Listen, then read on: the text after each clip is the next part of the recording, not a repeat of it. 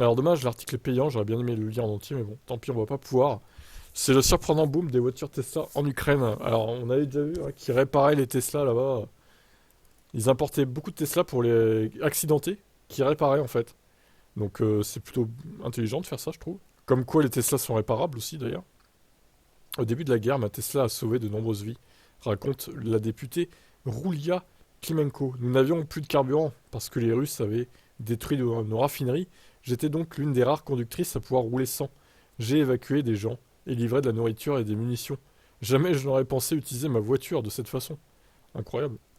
Si l'élu s'est converti bien avant l'invasion à la voiture sans émission, nombre de ses compatriotes ont sauté le pas depuis février 2022. Malgré la guerre, l'Ukraine enregistre un surprenant boom des achats de VE en 2021. Il y en avait seulement 8541 immatriculés dans le pays.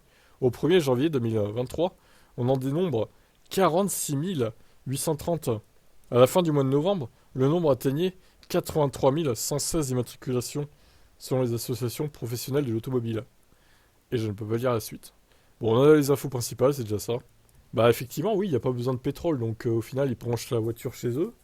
Et puis voilà, vu qu'ils ont encore de l'électricité, bah c'est tout bénef en fait.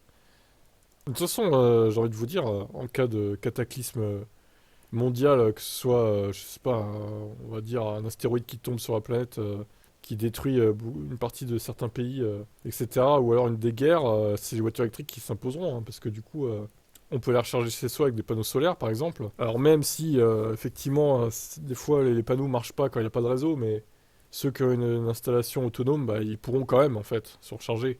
Ils seront pas tributaires d'aller, comme dans les séries ou films catastrophes, aller voler de l'essence, aller, je sais pas, dans Walking Dead, par exemple, ils vont siphonner des réservoirs ou quoi. Bah non, il n'y aura pas besoin de faire ça, en fait. Donc c'est les voitures électriques qui s'imposeront, naturellement. Bref, bon, je vous laisse commenter tout ça. En tout cas, l'Ukraine, nouvel Eldorado des Tesla reconditionnés, visiblement. Et ciao.